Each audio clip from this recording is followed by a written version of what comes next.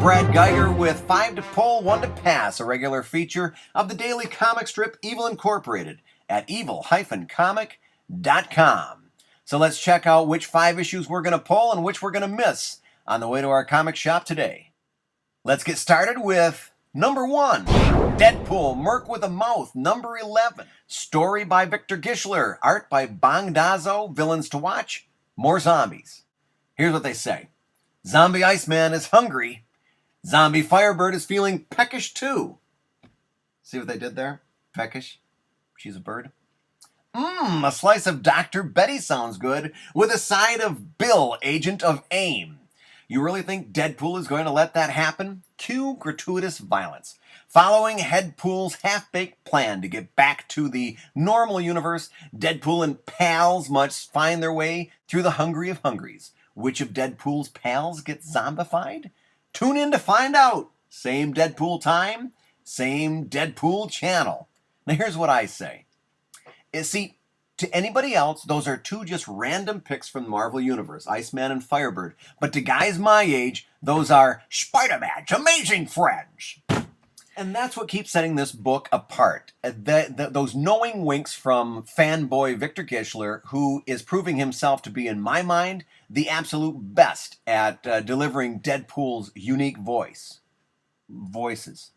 Pair that with the slender, sleek lines of Bongdazo, and you've got a real winner of a title on that you're going to want to pick up today on your way to the comic shop. Besides, I just like saying Bongdazo. Bongdazo. And now, number 2. Number 2 is Justice League Generation Lost, number 2. And the creative team here is Keith Giffen and Judd Winnick, and art by Joe Bennett. Villain to watch, Maxwell Lord. Here's what they say. DC's new bi-weekly event begins here. Someone is targeting members of the defunct Justice League International. Now surviving members Booster Gold, Captain Atom, Fire and Ice have to figure out what unseen mastermind is threatening to destroy the entire superhero community. There are no gray areas here. It's black and white and red with blood all over. For this lost generation of superheroes, as the entire Justice League International writer Keith Giffen is joined by superstar scribe Judd Winnick for a new era and excitement. Longtime readers of DC Comics will appreciate Maxwell Lord's plans, as it was made clear to us in the previous issue. And Maxwell Lord is out to erase his memory from the minds of Earth's mightiest superheroes. Now, remember when Zatanna erased secret identity information from the brains of supervillains in Identity Crisis? This is the same thing in reverse. This is a reverse mind wipe. Now, that's going to make for some pretty good storytelling. Now, here's the part that I'm not so crazy about. Max's speech to Booster Gold, where he explains that all this heinous stuff he's done is just for the greater good. He's out to save the world. And even the horrible stuff he's pulled, like putting a bullet in Blue Beetle's brain, the stuff that haunts him at night, he had to do. And, oh, excuse me. Yeah, hello. Okay, yeah, I'll let him know. That was Norman Osborn. He wants his shtick back. Here's the thing, folks. This is a road we've seen traveled phenomenally well last year by writer Brian Michael Bendis in Dark Reign. I don't think we need to go down that road again. We've seen it done too well. I'm going to be really happy if I see this story take the road less traveled. And now, number 3, Power Girl 12. Creative team, Jimmy Palmiotti, Justin Gray, and Amanda Connor. Villains to watch, Zatanna and Ultra Humanite. Here's what they say. All the pieces of the puzzle come together as Power Girl faces friend and foe in no-holds-barred climax of Ultra Humanite's mad grab for control of the Earth. Now, here's what I say. This is a sad pull indeed. This is the final issue of an amazing run for co-creators Jimmy Palmiotti, Justin Gray, and Amanda Connor. Scott Kurtz introduced me to Amanda back at C2E2 a few weeks back, and I got to tell you, I was awestruck. I don't know that there are better artists working in comics today, and I can guarantee you there aren't any that are nicer or more friendly or more genuine than Amanda Connor. I really hate to see this series end, but if it gives Amanda, quote, time to sleep, As she told me in Chicago, well then, rest well, great one.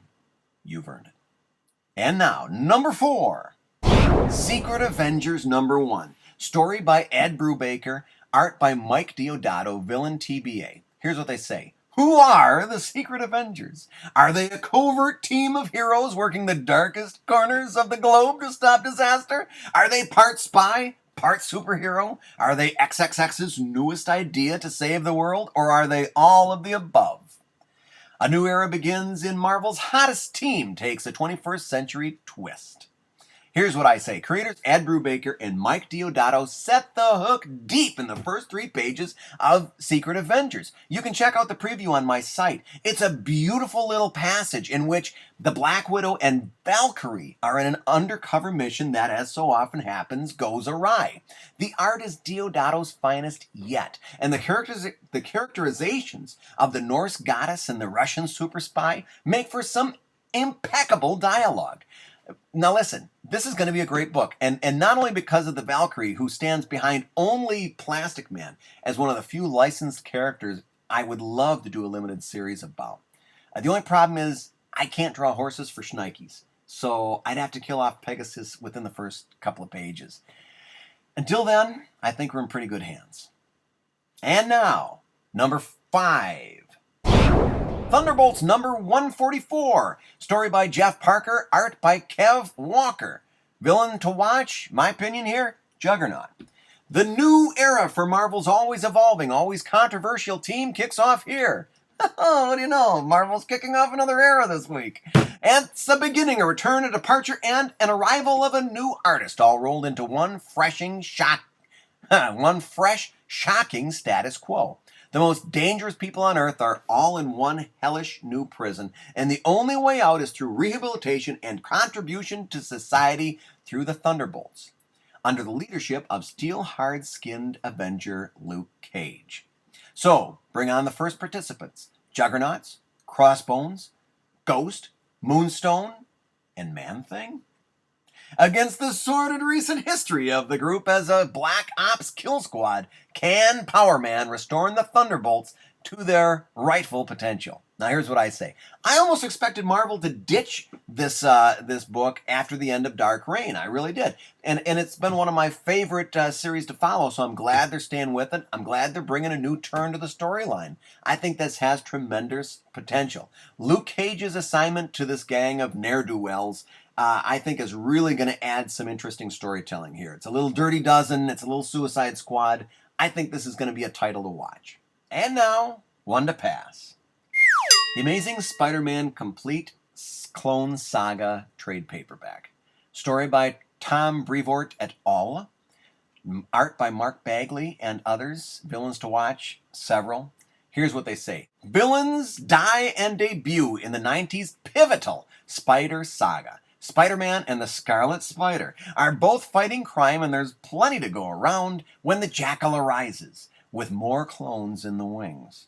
But following a team-up with Daredevil, who's having an identity crisis of his own, Spidey faces a fate that could wrap up his web-slinging days forever. Here's what I say.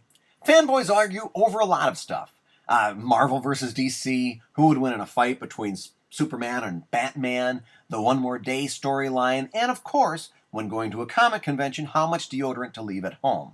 But there's one thing that we all agree upon, and that is this. The Spider-Man Clone Saga is one story for which we would happily accept one of Zatanna's mind wipes. Tagroff Sanalk. Hey, this is Brad Guigar for 5 to Pull, 1 to Pass, a regular feature of the Evil Incorporated website. You can check it out at evil-comic.com. You can see the daily comic strip there. You can read this column, download a podcast, and see previews of most, if not all, of the comics that we've talked about today. I'll see you next Wednesday.